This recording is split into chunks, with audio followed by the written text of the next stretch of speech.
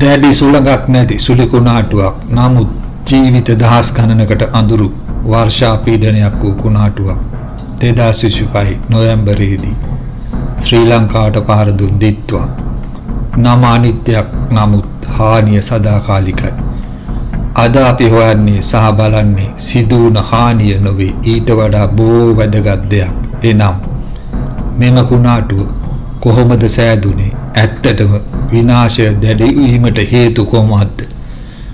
මෙවැනි විවසනයක් නැවත සිදුවේ නැද්ද යන්න දිත්වා සුපර් සයික්ලෝන් එකක් ලෙස නම් කෙරුණේද නැත. නමුත් එය කළ විනාශය සුපිරි මට්ටමට වඩා අතිශය වැඩි.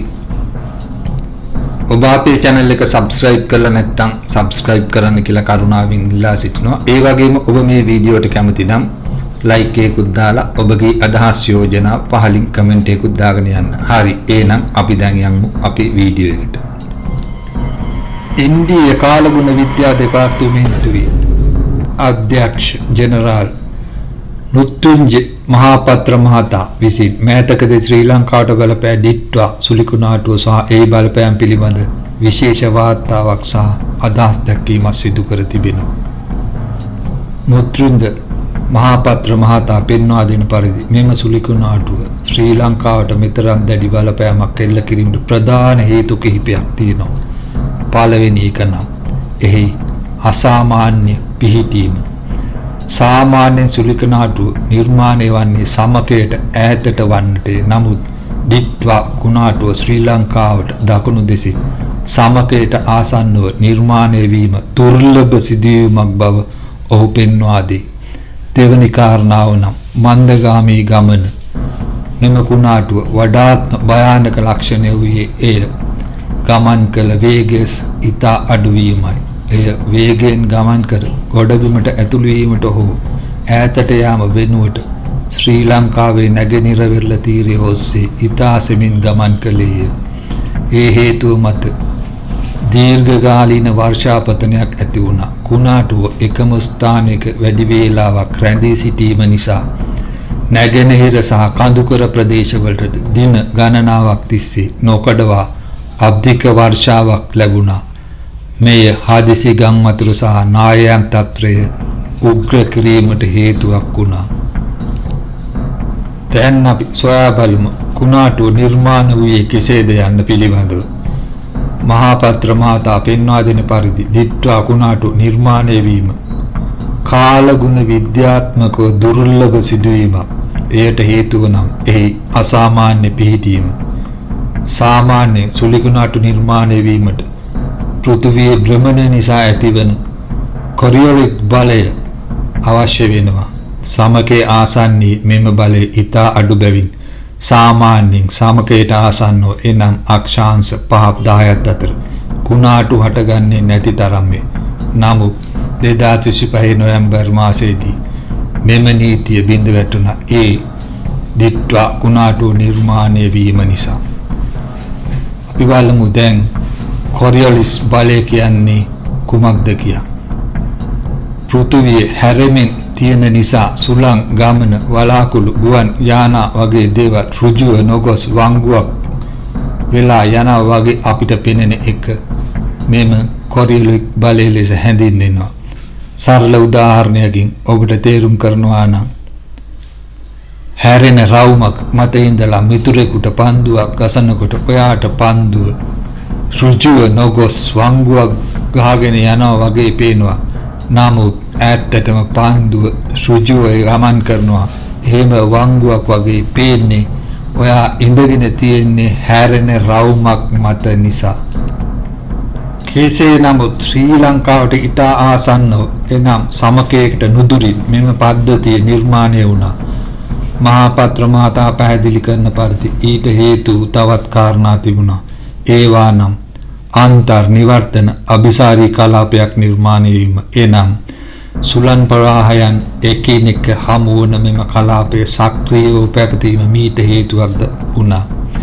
ඉතා සරලව කියනවා නම් පෘථිවියේ මැදට විශාල වශයෙන් සමකයට ආසන්නව දකුණෙන් හුඟක් උණුසුම් වායුත් උතුරෙන් උණුසුම් වායුත් එකට ගැටෙන තැන අන්තර් නිවර්තන අபிසාරී කලාපය ලෙස හඳුන්වනවා. එතනදී මොකද වෙන්නේ කියලා අපි හොයා බලමු.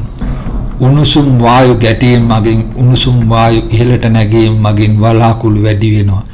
වලාකුළු වැඩි වීම හේතුවෙන් ඝන වැසි වැඩි වෙනවා. එම ඝන වැසි හේතුව මතම සමහර වෙලාවට අකුණු හෝ තද සුළං ඇති වෙනවා. ශ්‍රී ලංකාවට අප්‍රේල් මැයිවල අන්තර් නිවර්තන අபிසාරී කලාපයක් අපේ රටට පළමු වැසි සමය ආරම්භ කරනවා. දෙවැනි වැසි සමය ඔක්තෝබර් නොවැම්බර් වෙද්දී ආරම්භ වෙනවා. තවත් වැදගත්ම කාරණයක් නම් සමක තරංග වායුගෝලයේ ඇති වූ විශේෂිත තරංග පද්ධතියක් ඉහළ කලාපයේ සමග ගැටීම නිසා කුණාටුවට අවශ්‍ය ශක්තිය නොහොත් ඉන්ධන ෆුවල් ලැබී තිබුණා. සමක තරංග කියන්නේ පෘථිවියේ මධ්‍ය රේඛාව වටා වාතයේ හෝ සාගරයේ ඇතිවන විශාල තරංග චලනයන්.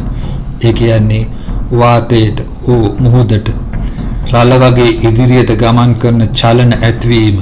මේවා ඝර්ම කලාපයේ වැඩියෙන් දක්නට ලැබෙන නිසා මේවාට සමක තරංග කියලා හඳුන්වනවා. ඊටා සරල උදාහරණයක් මුහුදට ගලක් දානකොට රළ දානවා වගේ අපිට පේනවා.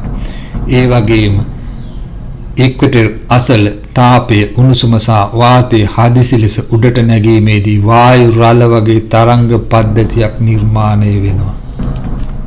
අපි දැන් බලමු දිත්වා මගින් හානිය මෙතරම් වැඩිවීමට හේතුව කුමක්ද කියා. මෙම ව්‍යසනයට ප්‍රධානම හේතුව කුණාටුවේ වේගය නොව එහි හැසිරීමයි. එනම් එහි මන්දගාමී ගමන. මෙයයි භයානකම සාධකය වූයේ සාමාන්‍ය කුණාටුවක් වේගයෙන් ගමන් කර ප්‍රදේශයකින් ඉවත් වී යයි. නමුත් දිත්වා කුණාටුව ශ්‍රී ලංකාවේ නැගෙනහිර තීරයේ ඔස්සේ උතුරට ගමන් කළේ ඉතාම සෙමින්.